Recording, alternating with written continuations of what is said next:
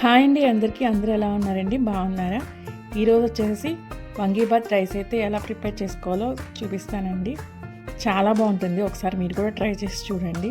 అలానే టమాటా కర్రీ వచ్చేసి రైస్లోకి కానీ, చపాతీలోకి, పూరీలోకి, అలానే పరోటాలోకి కూడా చాలా బాగుంటుందండి. ఒకసారి నేను చేసినట్టు ఒకసారి ట్రై చేసి చూడండి. వంగీబాత్ రైస్ కూడా చాలా బాగుంటుందండి. ఒకసారి ఎప్పుడు చేయకపోతే ఒకసారి ట్రై చేసి చూడండి. అలానే టమాటా కర్రీ కూడా సింపుల్గా, ఎక్కువ మసాలాలు లేకుండా సింపుల్గా చేసుకోవచ్చండి.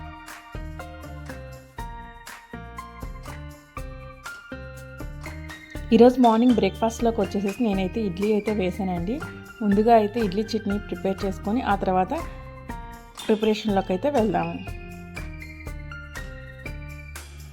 పల్లీ చట్నీ ప్రిపేర్ చేసుకోవడం కోసం ముందుగా అయితే ఆయిల్ని హీట్ చేసుకొని పచ్చెనపప్పు, మినపప్పుని యాడ్ చేసుకో, కారానికి సరిపడా పచ్చిమిర్చిని కూడా యాడ్ చేసుకున్నానండి.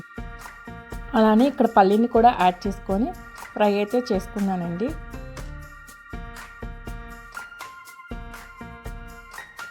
పల్లీలు అయితే వేగిపోయాయండి. ఇవి ఆరేలోపు మన కర్రీస్ అయితే ప్రిపేర్ చేసుకున్నాం. అలానే దీంట్లో 2-3 ఎల్లిపాయలు, అలానే కొంచెం చింతపండు, పల్లీలు ఆరిపోయే లోపల మనం వంగీబాత్ని అయితే ప్రిపేర్ చేసుకుందామండి. ముందుగా వంగీబాత్ ప్రిపేర్ చేసుకోవడం కోసం అయితే నేను 2 టేబుల్ స్పూన్ పచ్చెనపప్పు, అలానే 2 టేబుల్ స్పూన్ మినపప్పుని అయితే యాడ్ చేసుకున్నానండి. ఇవి కొంచెం దోరగా ఫ్రై అయితే చేసుకుందాము. ఆయిల్ అయితే ఏమీ యాడ్ చేయకండి. దీంట్లోనే ఇప్పుడు వచ్చేసి నేనైతే ఎండుమిర్చిని అయితే యాడ్ చేస్తున్నానండి.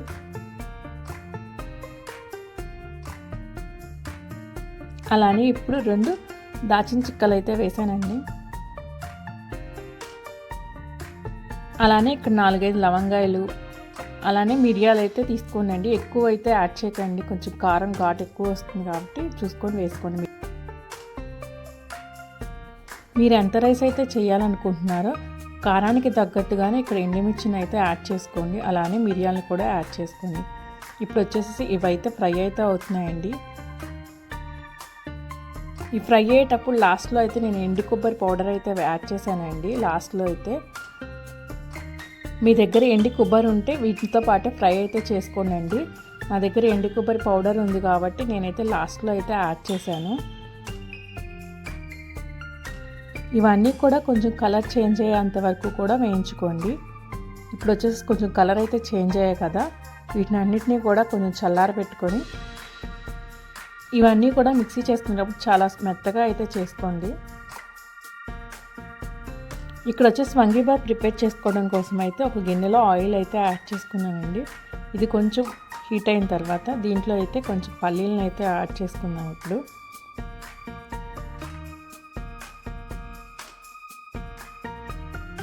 ఇప్పుడు పల్లీలు మొత్తాన్ని కూడా వేయించుకుందాం.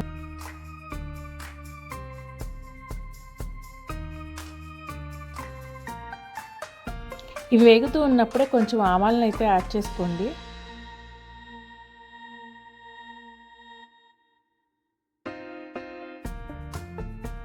ఇవి వేగుతూ ఉన్నప్పుడే 4-5 ఎండుమిర్చిని కూడా యాడ్ చేసుకోండి. ఎండుమిర్చి చాలా బాగుంటుందండి టేస్ట్ దీంట్లో.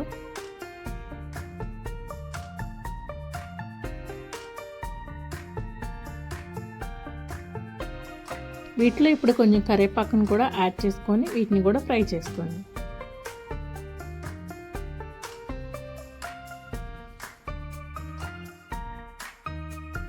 ఇవి ఫ్రై అయ్యే లోపల వంకాయలను అయితే కట్ చేసుకొని పెట్టుకున్నానండి. ఇక్కడ వచ్చేసి ఇప్పుడు అయితే ఫ్రై అయితే అయిపోయినాయండి. దీంట్లో వచ్చేసి మనం వంకాయలను అయితే యాడ్ చేసుకుందాము. ఈ రైస్లోకి వచ్చేసి వంకాయలు అయితే ఎక్కువగానే పడతాయండి. వంకాయ ముక్క వచ్చేసి కొంచెం మెత్తగా అయ్యేంత వరకు కూడా వీటిని కూడా ఫ్రై అయితే చేసుకోండి. ఈ రైస్ అయితే చాలా సింపుల్గా అయితే చేసుకోవచ్చండి. ఇవి పొద్దున పూట హడావిడి లేకుండా లంచ్ బాక్సుల్లో కూడా కట్టడానికి అయితే ఈజీగా ఉంటుంది. ఒకవేళ మీరు మార్నింగ్ లంచ్ బాక్స్లో కట్టాలనుకుంటే ఇందాక ముందే మనం ఫ్రై చేసుకున్నాం కదండి పచ్చెనపప్పు, మినపప్పుని, వాటిని అవన్నీ కూడా ముందు రోజు నైటే ప్రిపేర్ చేసుకొని పౌడర్ లాగా పట్టేసుకొని ఫ్రిడ్జ్లో అయితే స్టోర్ చేసుకోవచ్చండి. నెక్స్ట్ డే మార్నింగ్కి అయితే ఈజీగా ఉంటుంది ఇది ప్రిపేర్ చేసుకోవడం కోసం. ఇక్కడ వచ్చేసి వంకాయలు అయితే మెత్తబడిపోయాయండి. ఇందాక పౌడర్ పెట్టుకున్నాం కదా, అదైతే అన్నానికి సరిపడా వేసుకొని కలుపుకోండి. ఎక్కువ వేసుకున్నట్టయితే మిరియాలు అవి వేస్తూ ఉంటాం కదా, కొంచెం ఘాటు ఎక్కువగా ఉంటుంది. రైస్కి సరిపడా వేసుకొని యాడ్ చేసుకొని మొత్తాన్ని కూడా మిక్స్ చేసుకోండి. ఇప్పుడు దీంట్లోకి వచ్చేసి కొంచెం చింతపండు వాటర్ని అయితే యాడ్ చేస్తున్నానండి. చింతపండు వాటర్ యాడ్ చేయటం వల్ల రైస్ చాలా బాగుంటుంది.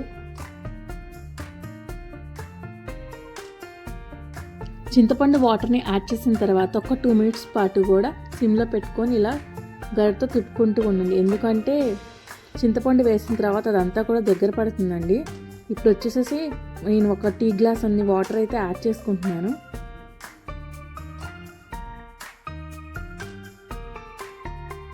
వాటర్ని యాడ్ చేసిన తర్వాత సిమ్లో పెట్టుకొని స్టవ్ని కుక్ చేసుకోండి. వాటర్ అన్నీ పోయి కూరలాగా దగ్గర పడేలాగా ఇలా వచ్చినప్పుడు దీంట్లోకి రైస్ అయితే యాడ్ చేసుకుందామండి. ఇప్పుడు ఇక్కడ నేను వచ్చేసి నార్మల్ రైస్ అయితే యూజ్ చేస్తున్నానండి. బిర్యానీ రైస్తో అయినా కుక్ చేసుకోవచ్చు, బాగుంటుంది. మీరు ఎప్పుడైనా చేశారా? ఒకవేళ చేయకపోతే సేమ్ ఇలానే ఒకసారి చేసి చూడండి, చాలా బాగుంటుందండి. ఇక్కడ వచ్చేసి రైస్ మొత్తాన్ని కూడా యాడ్ చేసుకుంటున్నానండి. ఇందాక వచ్చేసి నేనైతే సాల్ట్ అయితే ఏమీ యాడ్ చేయలేదు కదా. ఇప్పుడు వచ్చేసి రైస్ మొత్తం కూడా ఒకసారి కలుపుకొని మొత్తం కలిసేలాగా ఉన్నప్పుడు దీంట్లో సాల్ట్ని అయితే సరిపడా వేసుకోండి. సాల్ట్ వేసిన తర్వాత మొత్తాన్ని కూడా ఒకసారి మిక్స్ చేసుకోండి. ఒకవేళ మీరు ఎప్పుడు ఈ రైస్ అయితే చేయకపోతే ఒకసారి ట్రై చేసి అయితే చూడండి. మీకు ఎలా వచ్చిందో నాకు కామెంట్ సెక్షన్లో కామెంట్ అయితే చేయండి.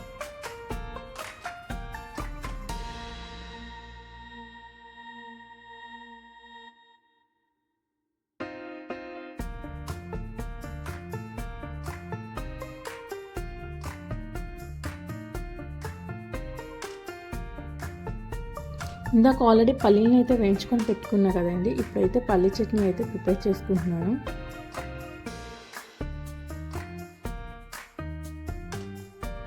ఇందాక వచ్చేసి సాల్ట్ అయితే ఏమీ యాడ్ చేయలేదు కదండి. ఇప్పుడైతే మిక్సీ పట్టుకునేటప్పుడు వచ్చేసి నేనైతే సాల్ట్ అయితే యాడ్ చేసుకుంటున్నాను.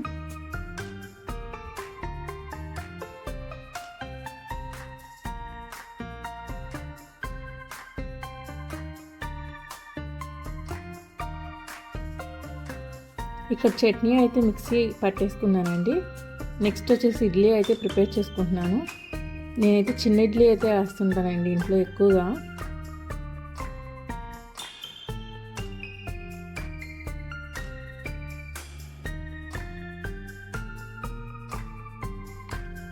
ఇక్కడ వచ్చేసి నాది 4 బర్నర్ స్టవ్ అండి. సో ఈజీగా అయితే కుక్ అయిపోతుంది. నాకు మార్నింగ్ అయితే జస్ట్ ఒక 40 మినిట్స్లో అన్నీ అయితే అయిపోతాయి.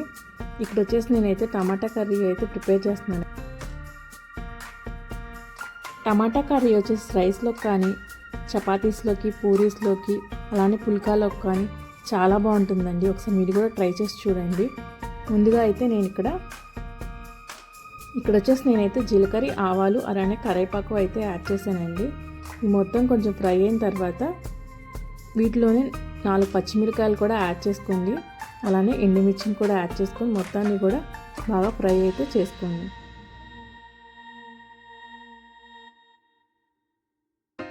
ఇవైతే ఫ్రై అయిపోయాయండి. దీంట్లో వచ్చేసి నేనైతే 2 ఆనియన్స్ని అయితే కట్ చేసుకొని వేసుకున్నాను. ఇప్పుడు ఆనియన్స్ని కూడా మొత్తాన్ని కూడా బాగా ఫ్రై అయితే చేసుకోండి.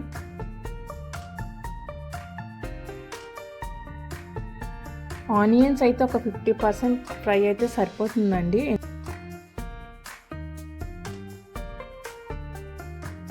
ఈ ఫ్రై అవుతున్నప్పుడే నేనైతే అల్లం వెల్లుల్లి పేస్ట్ని అయితే యాడ్ చేసుకున్నానండి. ఎప్పుడైనా కర్రీస్లోకి అల్లం వెల్లుల్లిపాయ పేస్ట్ వేయాలంటే అప్పటికప్పుడు దంచుకొని వేసుకోండి, టేస్ట్ చాలా బాగుంటుంది. అలానే కర్రీ కూడా మంచి స్మెల్ అయితే వస్తుందండి. ఇప్పుడు ఇవైతే కొంచెం ఫ్రై అయితే అయిపోయిందండి. దీంట్లోనే ఇప్పుడు మనం కొంచెం పసుపుని అయితే యాడ్ చేసుకున్నాము. ఒక చిన్న టేబుల్ స్పూన్ అంత పసుపుని అయితే యాడ్ చేశానండి. ఇవి కూడా మొత్తాన్ని కూడా మిక్స్ చేసుకొని ఒక 2 మినిట్స్ పాటు ఫ్రై అయితే చేసుకోండి.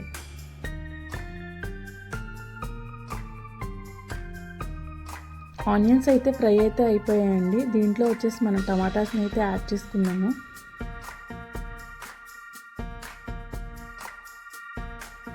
ఈ కర్రీలోకి బాగా పండిన టమాటాలు అయితే బాగుంటుందండి, పచ్చి టమాటాల కన్నా కూడా.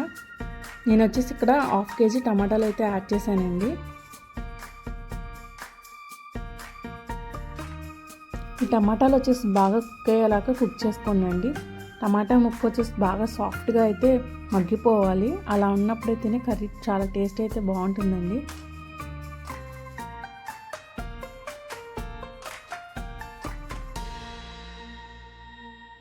ఇప్పుడు వచ్చేసి టమాటాల నుంచి నీరంతా బయటకు వచ్చేసేసి మగ్గిపోతూ ఉంది కదండి. ఇక్కడ వచ్చేసి నేనైతే 1/2 టేబుల్ స్పూన్ జీలకర్ర పౌడర్ని అయితే యాడ్ చేశానండి. అలానే ఇంకొక 1/2 టేబుల్ స్పూన్ అయితే ధనియాల పౌడర్ని కూడా యాడ్ చేసుకున్నాను. ఈ రెండు వేయటం వల్ల ఏంటంటే కూర మంచి టేస్ట్ అయితే వస్తుందండి. ఈ పౌడర్స్ అన్నీ యాడ్ చేసుకున్న తర్వాత కూడా సిమ్లో పెట్టుకొని స్టవ్ని ఒక 2 minutes పాటు మగ్గనిచ్చుకోండి.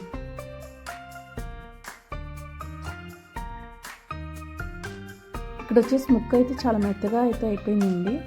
దీంట్లోకి వచ్చేసి నేనైతే ఇప్పుడు కొంచెం సాల్ట్ని అలానే కొంచెం కారాన్ని కూడా సరిపడా యాడ్ చేసుకుంటున్నాను.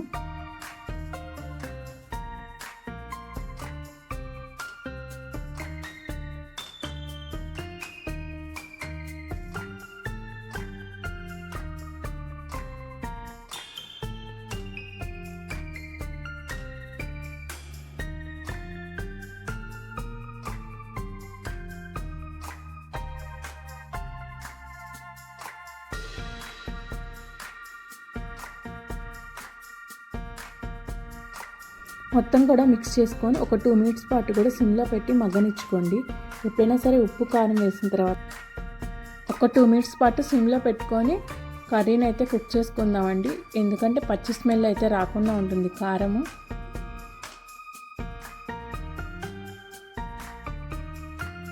ఫైనల్గా లాస్ట్లో అయితే దీంట్లో కొంచెం కొత్తిమీరని అయితే యాడ్ చేసుకోండి. కొత్తిమీర వేయటం వల్ల మంచి ఫ్లేవర్ అయితే వస్తుందండి. అలానే నేను ఇక్కడైతే కొత్తిమీరతో పాటు కసూరి మేతిని కూడా యాడ్ చేసుకున్నానండి. కసూరి మేతి యాడ్ చేయటం కూడా మంచి ఫ్లేవర్ అయితే వస్తుంది కర్రీకి. టమాటా కర్రీకి మెయిన్గా మనకు వచ్చేసి అల్లం వెల్లుల్లిపాయ పేస్ట్, కొత్తిమీర, అలానే కసూరి మేతి, వీటి వల్ల మంచి టేస్ట్ అయితే వస్తుందండి. మీరు ఎప్పుడైనా టమాటా కర్రీని కుక్ చేసుకునేటప్పుడు ఇవన్నీ కూడా యాడ్ చేసుకొని మాత్రం కుక్ చేసుకోండి. మంచి ఫ్లేవర్, మంచి స్మెల్ అయితే వస్తుంది. చూసారు కదా ఎలా అనిపించింది మీకు కర్రీస్?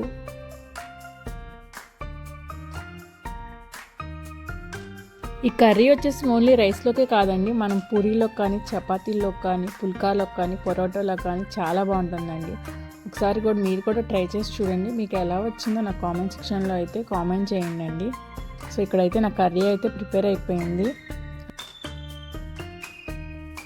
ఈరోజు పిల్లల లంచ్ బాక్స్లోకి అయితే టమాటా కర్రీ అలానే వంగీబాత్ రైస్ కొంచెం పెట్టానండి. నెక్స్ట్ వచ్చేసి ఈ రెండు అయితే కుక్ అయిపోయాయి కదా.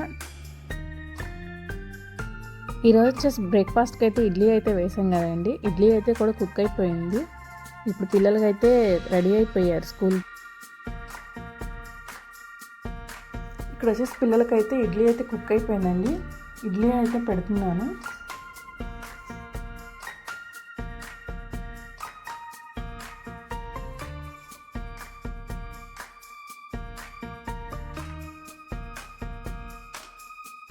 ఈరోజు ఇడ్లీలోకి అయితే నేను పల్లీ చట్నీ అయితే ప్రిపేర్ చేశాను కదండి. అలానే నేను సాంబార్ అయితే పెట్టానండి. సాంబార్ అయితే ఉన్నాయి, అవి కొంచెం వేడైతే చేసేసి అవి కూడా వేసి ఇచ్చాను.